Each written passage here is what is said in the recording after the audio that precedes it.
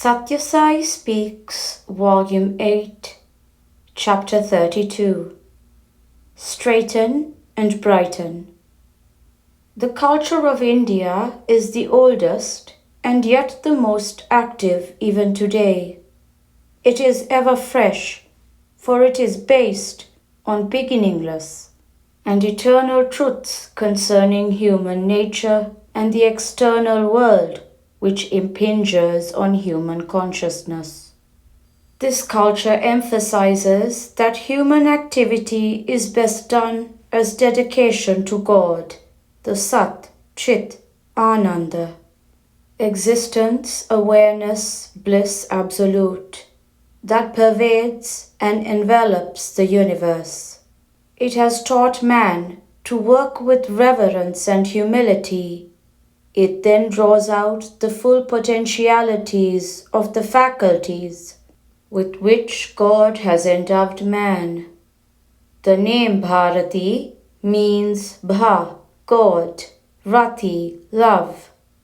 Love towards God, which enthuses man to consecrate every little effort of his for God's glory. That love, Rati, will awaken the compassion of man towards all God's children, human or animal. It will make him blind to the failings and faults of all others and aware of his own. It will render him responsive to the pain and the joy of everyone around him. It will fill him with wonder and amazement at the handiwork of God, and he is able to see divinity everywhere and in everything. You must be told during these years at college the grandeur and glory of this unique heritage, for it is your right. It is the duty the elders owe you. But most of the students pass through the portals of schools and colleges without securing the priceless treasure left by the sages of the past.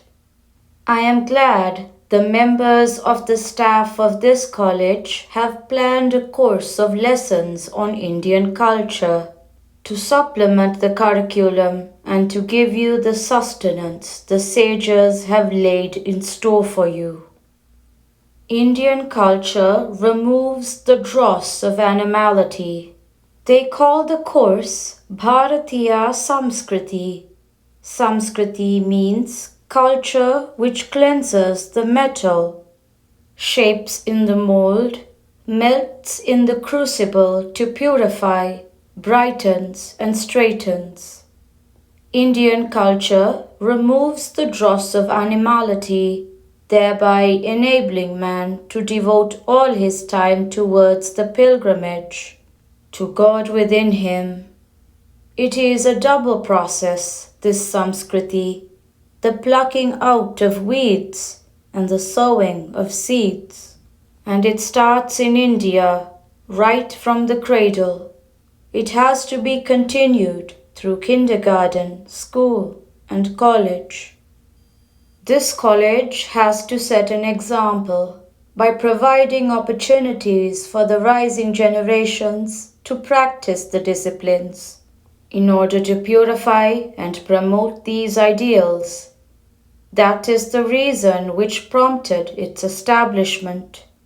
You have been influenced in this direction already by the homes in which you have spent the formative years, and by the society in which you have learnt your attitudes, habits, and prejudices. Here too, you influence each other by your conversation and behavior.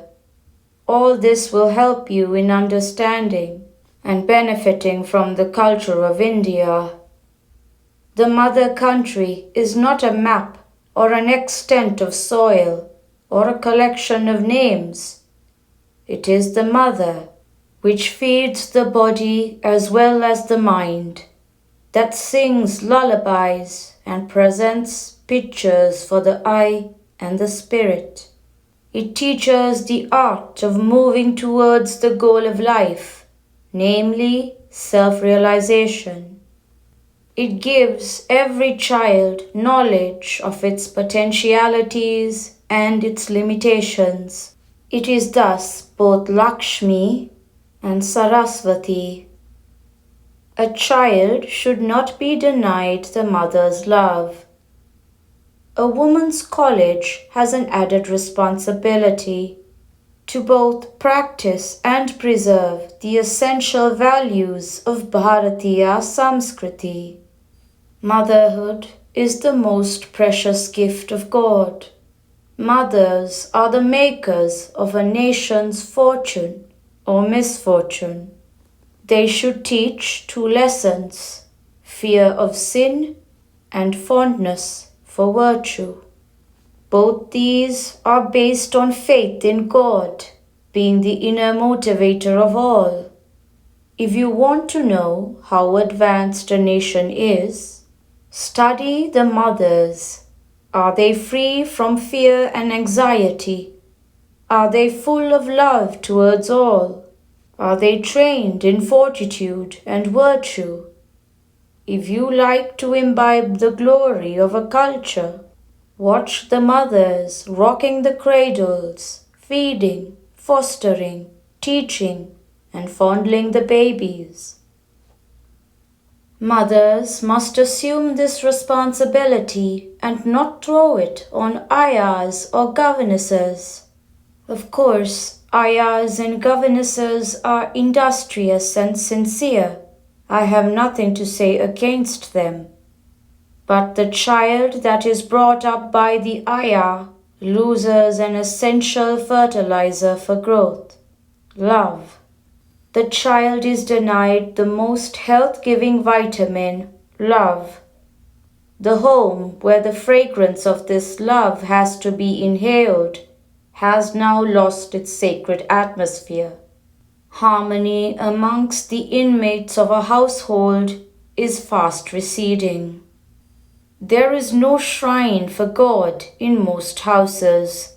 Even if there is, it is in a corner of the kitchen where no one can sit and spend some time in meditation, or the worship of God in that shrine is performed by a paid priest as an empty and enforced ritual. The great temples of this land, built by devoted hands through the toil of decades of dedication, are neglected and allowed to fall in ruins. The inspiration of group singing and group worship is forgotten and even ridiculed. The art of living should help to attain liberation. You must in this college emphasize cultivating physical health and mental equanimity, as well as scholarship and proficiency. A healthy mind is a prerequisite for a healthy body. There is an example of Indra Devi of Mexico who learned yoga in India with a view to derive physical and spiritual benefits. See how active, energetic, and happy she appears to be in spite of her age. Atma Vidya, science of the self, is the only Vidya that can save and sustain when man is tossed about on the sea of life. The art of living should help to attain liberation. This Vidya is a special feature of Bharat, and that is why Bharat has been considered as a teacher of humanity.